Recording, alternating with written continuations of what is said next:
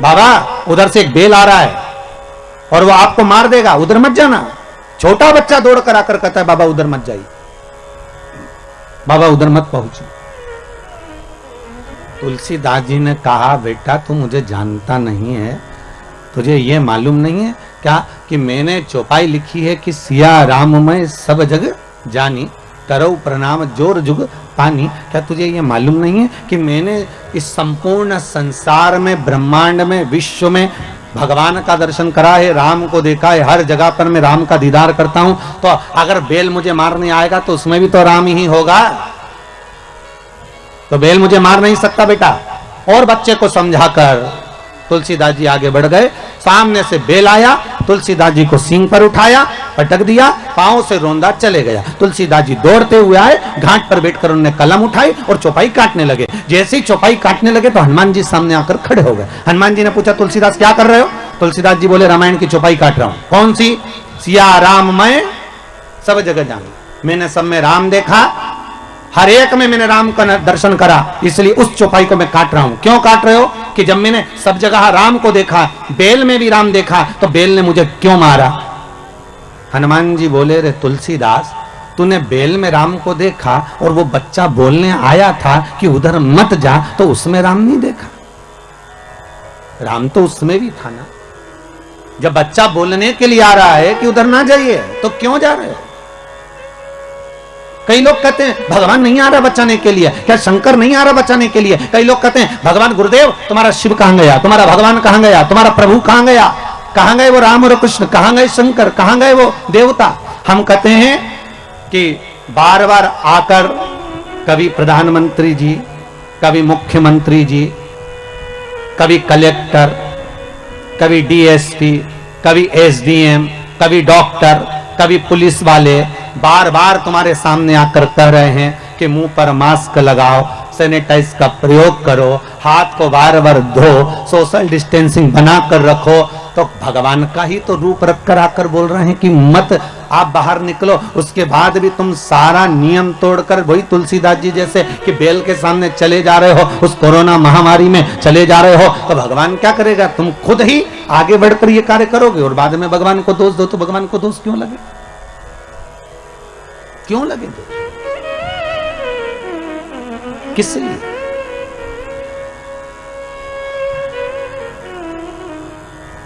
बस निवेदन इतना है, भय मत खाइए, भय मत खाओ।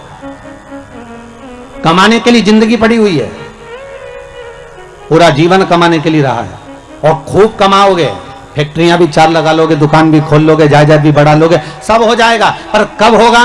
जब ये शरीर रहेगा तब। मालूम पड़े कि तुम बाहर निकले और कोई वायरस तुमको लग गया, तो तुम कमाने के चक्कर में भूल गए कि कोई वायरस से नहीं लगाया, मास्क नहीं लगाई, दूरी तुमने प्रयोग ही नहीं करा बार बार हाथ धोने का, और वायरस लग गया, तो विचार करो फिर कमाने का मौका मिलेगा क्या? फिर क्या ऊपर जाके कमाओगे? इसलिए इस शरीर का मोल तत्व समझो, हीरा को परखियो राम कोई नहीं रहे। इस शरीर के मोल तत्व को हमें समझना है, भय नहीं खाना है,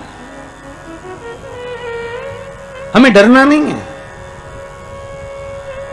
शिव का अनुमोदन करो, शंकर का स्मरण करो। और जो भय खा रहे हैं, जिनको लग रहा है कितना सुंदर कहा महाराज, एक सुंदर एक व्हाट्सएप पर एक न्यूज थी कि आधे से ज्यादा लोग वायरस के उस लगने पर बीमार हुए, वो अपनी जगह पर हैं, पर दुनिया के लोग जो मर रहे हैं वो टेंशन में मरे जा रहे हैं कि ये हम अब होगा क्या, अब होगा क्या। अरे भगवान के भरोसे छोड़कर भगवान शिव का गुणगान करो, स्मरण करो। किसी बच्चे ने एक बहुत सुंदर मैसेज किया है सीहोर, उस मैसेज को भेजा गया, समीर जी ने यहाँ भेजा है कि गुरुदेव से कहना कि शिव महापुराण की कथा लगातार देते रहें, जिससे सारे हमारे मोहल्ले के लोगों का मन अब कोरोना महामारी की ओर से हटकर भगवान की कथा में लग जाता है, तो थोड़ी देर चैन की नींद आ जाती है। नहीं तो रोज वही की वही कथा, वही की वही कोरोना कोरोना चलता रहता है। तो इससे जागरूकता बने, आप जागो, मौका मिल रहा है स्मरण करने का। भय ना खाइए, डरिए ना, बस थोड़ा सा व्यवस्था बना कर चलो, जपते रहो, श्री शिवाय नमस्तुभ्यम। जम के बोलिए, श्री शिवाय नमस्तुभ्यम। फिर एक बार बोलिए, श्री शिवाय नमस्तुभ्यम। ये शंकर का मूल मंत्र है, या ओम नमः शिवाय जब ये पंचाक्षर मंत्र है, या मर्जी पड़े आपकी तो महामृत्युंजय का अनुष्ठान कर लीजिए, स्मरण कर लीजिए, पर कहीं मत जाओ, अपने घर में बैठकर भगवत स्मरण में डूबे रहो। शिव कथा कह रहे, ब्रह्मा जी कह रहे हैं भगवान शंकर से, शिव से निवेदन कर रहे हैं, हे भोलेनाथ, हे शंभु, संसार के लोगों को आपको जीवित रखना है, संसार के लोगों को आपको जीवित रखना है भोलेनाथ। शिव जी ने कहा ठीक है, अगर आप कह रहे हो कि संसार के लोगों को मुझे रखना है तो मना नहीं है। पृथ्वी से कहा वृक्षों को आप जीवित रखना, जल से कहा मछली को आप जीवित रखना, जल ने कहा मछली मेरा संग रहेगी तो जीवित रहेगी, पृथ्वी कहती है वृक्ष मेरा साथ रहेंगे तो जीवित रहेंगे। शंकर जी कहते हैं संसार का मनुष्य मेरा भजन करता रहेगा तो जीवित रहेगा, अगर मुझसे वंचित हो गया, छूट गया तो उसकी कोई जवाबदारी, उसकी कोई गारंटी नहीं। वंचित अगर है तो उसका कोई सुख।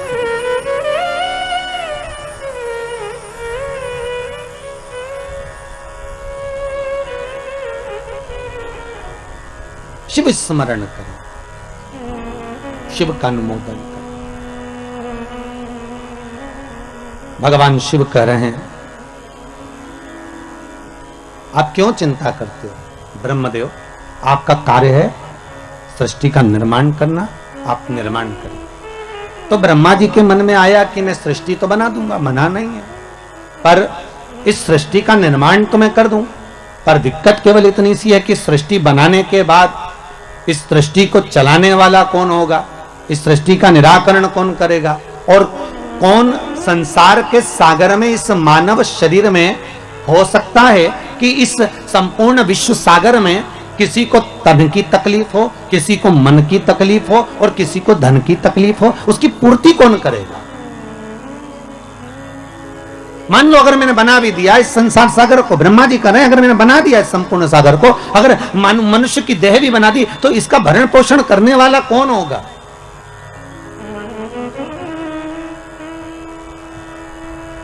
शिव कह रहे हैं ब्रह्मा आप केवल निर्माण करिए,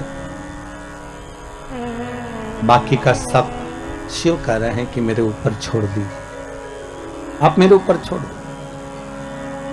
ब्रह्मा जी भगवान शंकर से विनती कर कर गए और भगवान शंकर भगवान विष्णु के पास में गए। भगवान विष्णु ने देखा कि आज शंकर स्वयं आए, स्वयं शिव।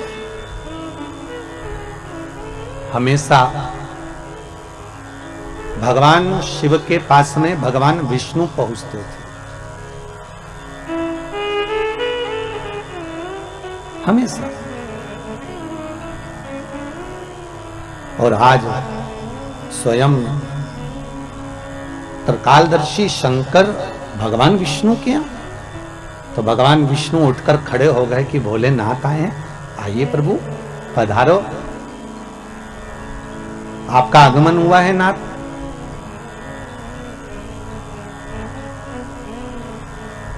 भगवान शंकर जैसे ही सामने पहुंचे तो भगवान विष्णु ने लक्ष्मी जी से कहा, लक्ष्मी संपूर्ण कार्य को छोड़ दीजिए और संपूर्ण कार्य छोड़कर आज भगवान देव अधिदेव महादेव आए हैं, उनके आदर में लग जाइए।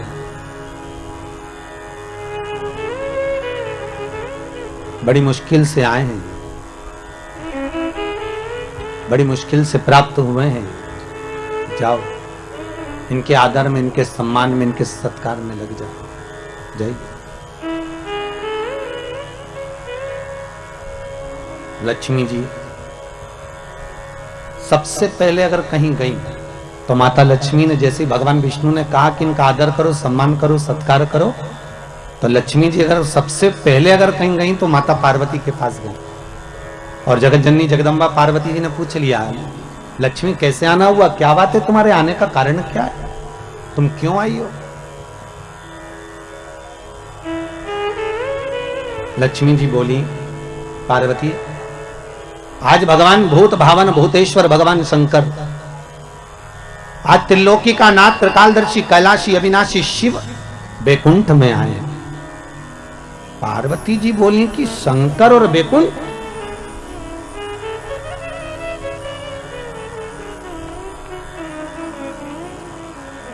क्या चाहती हो? लक्ष्मी जी बोली बस चाहना क्या है, आपसे निवेदन केवल इतना है कि आप ऐसा कोई उपाय बता दो जिससे शंकर जी प्रसन्न हो जाएं, और मैं उनका आदर करना चाहती हूँ, सम्मान करना चाहती हूँ, सत्कार करना चाहती हूँ, शंकर को रिझाऊं कैसे मैं, बस इतना बता दो और कुछ नहीं।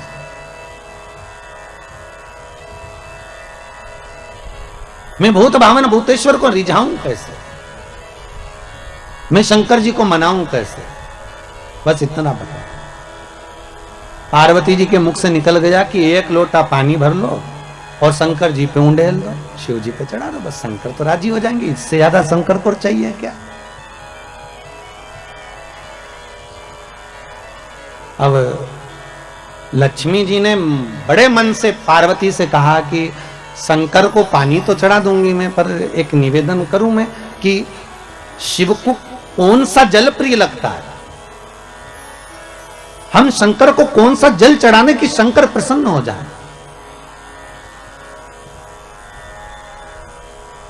पार्वती तुम्हारे घर में अगर कोई अच्छा जल रखा हो ना तो एक पात्र भरकर हमको दे दीजिए, तो हम शिव जी को चढ़ा देंगे।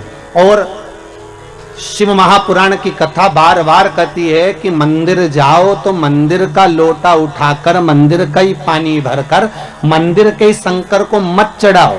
शिव महापुराण कहती है अगर शंकर को जल चढ़ाना है तो अपने घर का जल लेकर। किसके घर का जल? अपने घर का, दूसरी जगह का नहीं।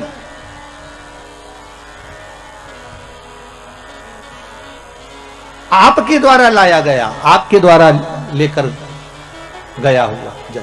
अब पार्वती जी से लक्ष्मी जी ने एक लोटा पानी मांग लिया और वो जल ले जाकर लक्ष्मी जी जैसे ही पहुंची बैकुंठ में, भगवान शंकर को देखा, शंकर जी को देखकर लक्ष्मी जी ने एक लोटा पानी शिव जी पे डाल दिया। शंकर भगवान, अब अभी तो भगवान विष्णु को बोलना था हर हर महादेव, शंकर भगवान खुद बोल दिया हर हर महादेव। तो जैसे ही बोले हर हर महादेव तो भगवान विष्णु समझ गए जरूर कुछ गड़बड़ हो गई हो। तो भगवान विष्णु ने पूछ लिया भोलेनाथ जी से, प्रभु क्या बात है, आप हर हर महादेव बोल दिए। शंकर भगवान बोले बात इतनी सी है कि बताओ पानी भी हमारे घर का लेके आइए, जो चढ़ा रही है वो पानी भी हमारे घर का।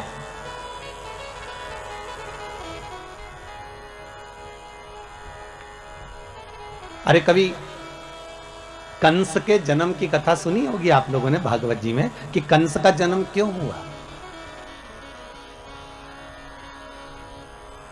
इतने अच्छे राजा के घर में, जिसके घर में सब धर्मात्मा थे, उसके घर में कंस जैसा बेटा कैसे पैदा हो गया सा? उसका कारण केवल इतना सा था, ये कंस कौन था? पूर्व समय में कुबेर के दरवाजे का द्वारपाल। और कुबेर क्या करता था कि रोज इस द्वारपाल से कहता था कि मैं शंकर जी की पूजन करने जा रहा हूं तो मुझे फूल ला कर दे दे। और ये द्वारपाल जाता था और बगीचे में जाकर और फूल तोड़ के ले आता था और फूल तोड़ के लाता और कुबेर को दे देता। कुबेर जी शंकर जी को चढ़ा देते। तो शंकर जी को चढ़ाते तो ये जो द्वारपाल था, ये जिसके बगीचे से फूल लाता था, ना तो बगीचे के मालिक से पूछता था, ना बगीचे के सेवक से पूछता था, ना पेड़ से पूछता था, ना वृक्ष से पूछता था, ना डाली से पूछता था, और फूल तोड़े और लेकर आया और भगवान को चढ़वा दिए। बस इसलिए तो यह शास्त्र कह रहे भले फूल लाकर उसने दिए, शंकर जी को भले चढ़े, पर गलती एक कर दी कि जिसके पेड़ थे, जिसके वृक्ष थे, जिसका पौधा था, ना तो माली से पूछा, ना पौधे से पूछा, ना वृक्ष से पूछा, अर्थात फूल की चोरी कर कर भगवान को समर्पित करवाता था। इसलिए इसका कंस का जन्म हुआ। कारण केवल इतना सा था कि अगर हम भगवान को अगर एक फूल भी चढ़ा रहे हैं, हम भगवान को अगर रिझा रहे हैं, तो भगवान को अगर फूल भी चढ़ा रहे हैं तो प्रयास करना कि पड़ोसी की अगर बाउंड्री से फूल तोड़कर ला रहे हो तो पहले पड़ोसी से पूछो क्या हम फूल लेकर चले जाएं, क्या हम फूल ले आए। बघेल परिवार से भी निवेदन है, ध्यान रखना 7 दिन कथा चले, बेलपत्री भी अगर तोड़कर ला रहे हो तो पहले जिसके घर में पेड़ लगा है उससे पूछो कि हमें ये बेलपत्री ले जाएं, हमें शिव पुराण पर चढ़ाना है, हम क्या फूल तोड़ लें, हमें पूजन के लिए चाहिए माता रानी के लिए या शंकर जी की पूजन के लिए चाहिए, हम दुर्वा तोड़ लें, या तो अपने बगीचे में लगा हो, अपने खेत में लगा हो, अपने गार्डन में लगा हो, अपने फार्म हाउस पर लगा हो, तो तुम प्रेम से तोड़ लो, कोई मना नहीं, क्योंकि वो तुम्हारा है। पर अगर किसी दूसरे के यहां से लेकर आ रहे हो तो पहले हमें पूछना पड़ेगा क्या हम आपकी ये वस्तु लेकर चले जाएं?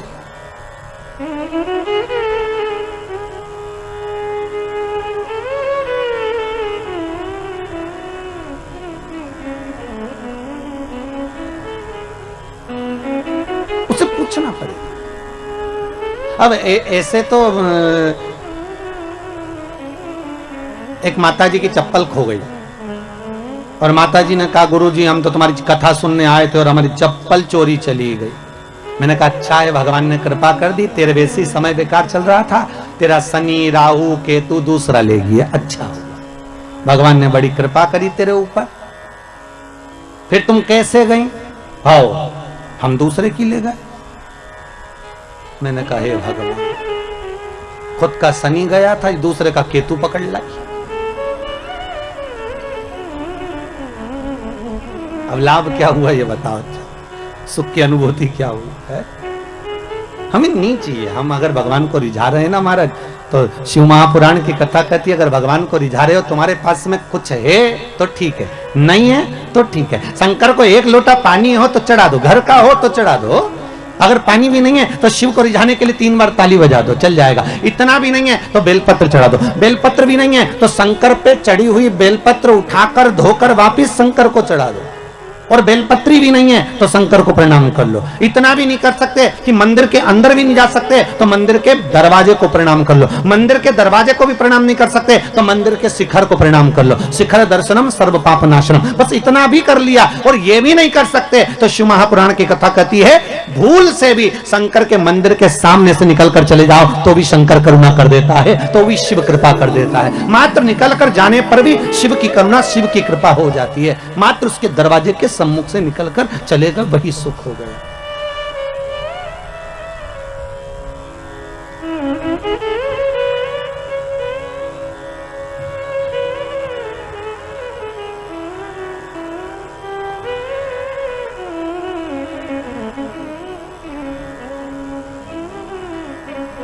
महाराज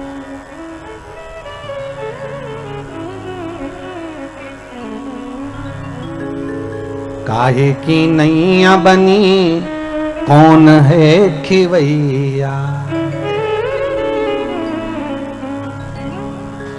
जाना है हमको कैलाश, ओ भोले बाबा जाना है हमको कैलाश, ओ भोले बाबा जाना है हमको कैलाश, ओ भोले बाबा जाना है हमको कैलाश, ओ भोले बाबा जाना है हमको कैलाश, ओ भोले बाबा जाना है हमको कैलाश, ओ भोले बाबा हमको कैलाश भोले हमको कैलाश, हमको कैलाश भोले हमको कैलाश, ओ हमको कैलाश भोले हमको कैलाश, हमको कैलाश भोले हमको कैलाश, ओ जाना है हमको कैलाश, ओ भोले बाबा जाना है हमको कैलाश, ओ भोले बाबा।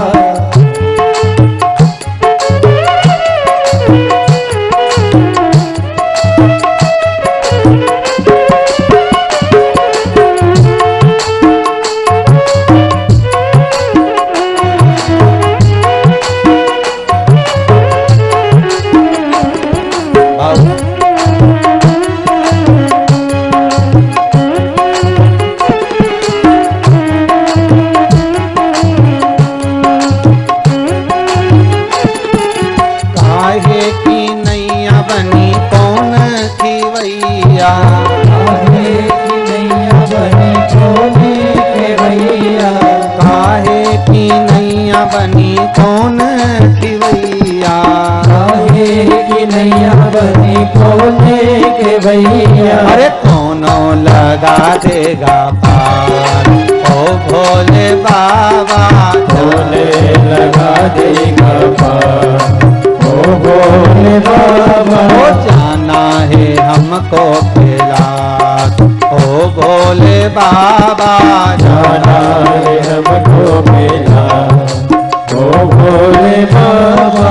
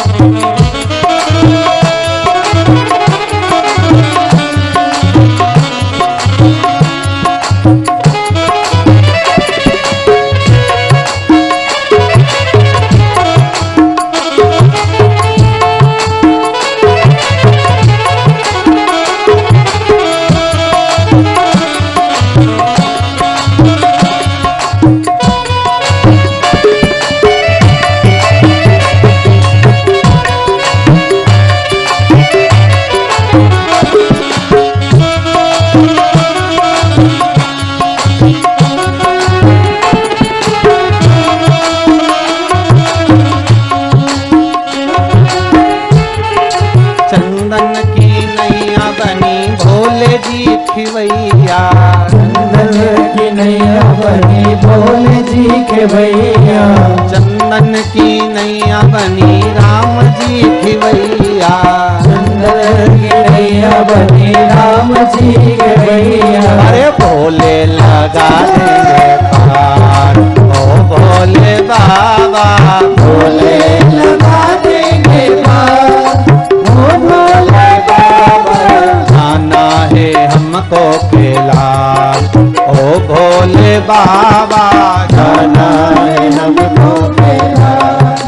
ओ भोले बाबा हमको कैलाश भोले हमको कैलाश। हमको कैलाश भोले हमको कैलाश। ओ हमको कैलाश भोले हमको कैलाश। हमको कैलाश भोले हमको कैलाश।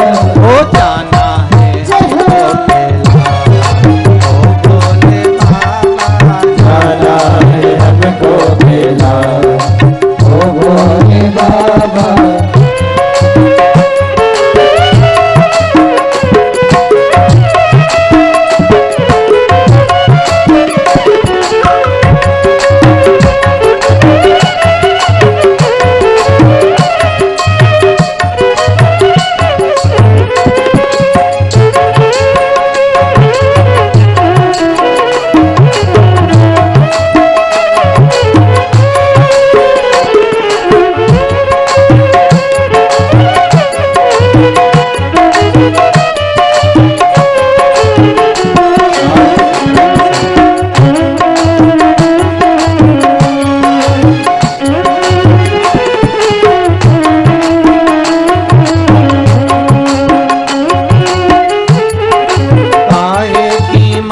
बनी कौन नाम जपना।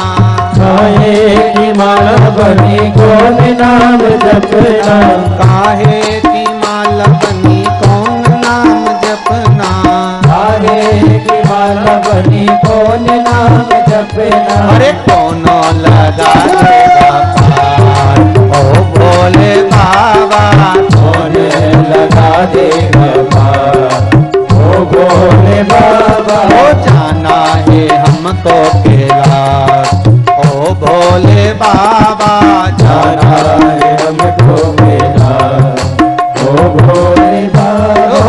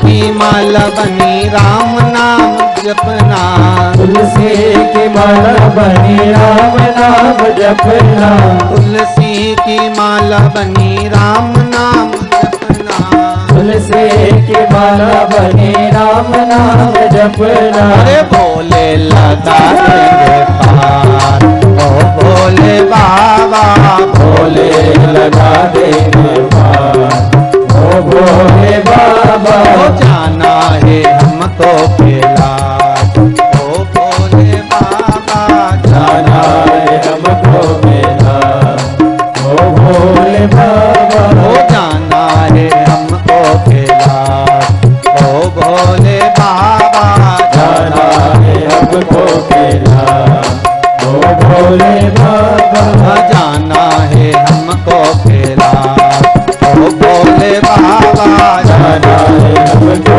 कैलाश, ओ भोले बाबा जाना है हमको कैलाश, ओ भोले बाबा जाना है हमको कैलाश, ओ भोले बाबा। हर हर महादेव है। भगवान शिव की कथा कहती है शंकर को जो तुम्हारे पास में है शिव को उस वस्तु से रिझाने का प्रयास करो। शंकर को बाहर से कुछ लाकर देने की जरूरत नहीं है।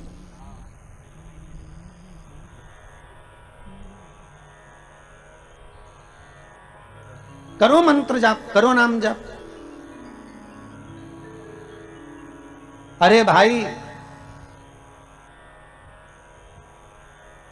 घर में धन होगा तो चोरों की नजर जरूर होगी, अगर सुंदरता होगी तो लुच्चों की नजर जरूर होगी, और अगर हृदय में भक्ति होगी तो भगवान की नजर जरूर होगी। ये पक्का भगवान की दृष्टि आप पर पड़ी रहेगी। अगर आप भगवान का भजन कर रहे हो तो, आप शिव का स्मरण कर रहे हो तो, आप शंकर का अनुमोदन कर रहे हो, आप भगवान भक्ति का नाम जाप कर रहे हो तो भगवान की दृष्टि पड़ी हुई।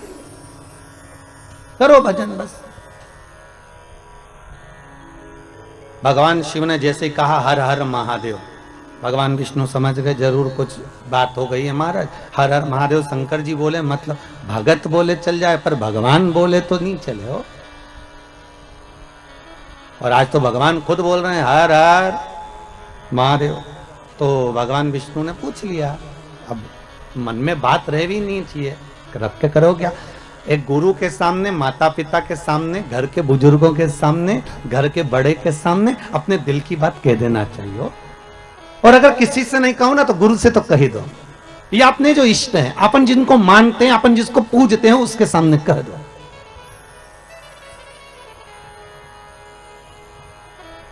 अपने दिल की बात कहने में पीछे नहीं हटना। एक ये पत्र आया देखो आप,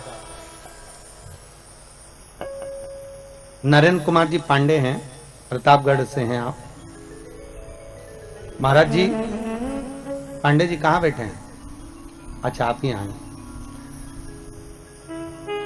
कहा है गुरुजी, बहुत चिंता रहती थी, पर जब से श्री शिवाय नमस्तुभ्यम का एक माला कर रहा हूं, केवल 2 महीने में, देखो बाबा ने कृपा करी, कार्डलेस दो जरा इनको, माइक दीजिए।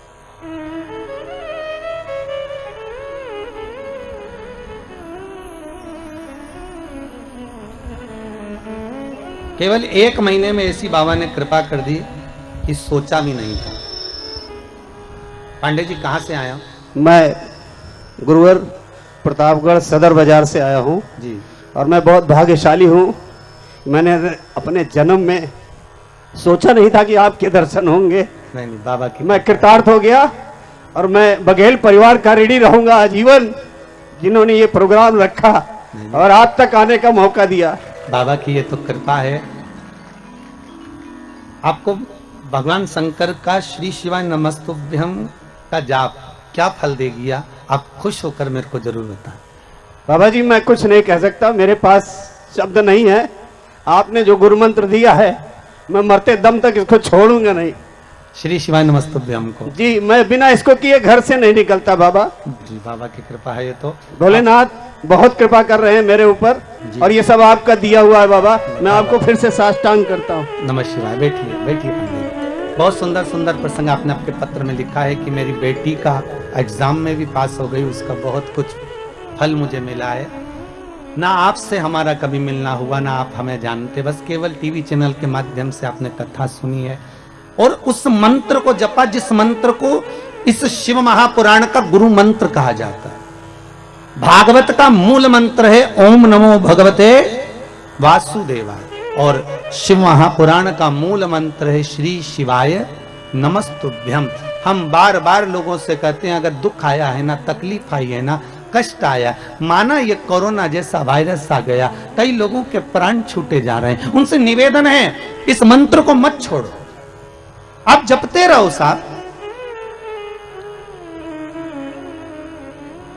आप जपते रहिए। आप जितना स्मरण करोगे इस मंत्र का, अरे विचार करो, राजा श्वेत के प्राण लेने के लिए यमराजा गया और राजा श्वेत को नहीं मालूम कि मेरी मृत्यु अभी लिखी है। 21,600 श्वास में से कौन सी श्वास आखिरी है, ये किसको मालूम है साहब, किसको मालूम? कौन सा दान, कौन सा पुण्य, कौन सा भजन, कौन सा संकीर्तन, कौन सा मंत्र जाप हमारे कब काम आ जाए, ये किसी को नहीं मालूम। एक राजा के मन में आया कि मैं राजा हूं, पर मुझे ये नहीं मालूम कि मरने के बाद होता क्या है, मेरे को जानना है कि मरने के बाद क्या होता है। तो राजा ने अपने मंत्रियों को बुलाया कि तुम मरो और हमें खबर दो। तो मंत्री ने सोचा बताओ मर जाएंगे तो खबर कौन देगा, नहीं हमें मालूम करना है कि मरने के बाद क्या होता है, हमें तो उसकी खबर चाहिए। अब नगर में एक बहुत कंजूस व्यक्ति रहता था, उसने सोचा पैसा खूब मिलेगा, राजा बोल रहा है मुंह मांगा धन दिया जाएगा जो ये बता दे कि कब्र के अंदर मरने के बाद क्या होता है, अंदर कब्र के अंदर मरने के बाद क्या होता है। तो उस कंजूस ने सोचा एक काम करते हैं, पैसे के चक्कर में पैसा तो मिल जाएगा ना, एक काम करते हैं राजा से कह देते हैं कि मुझे कब्र में दफना दो, जैसे एक मुर्दे को लेकर जाते हैं वैसा मुझे लेकर जाओ और कब्र के अंदर मुझे दबा दो, ठीक है।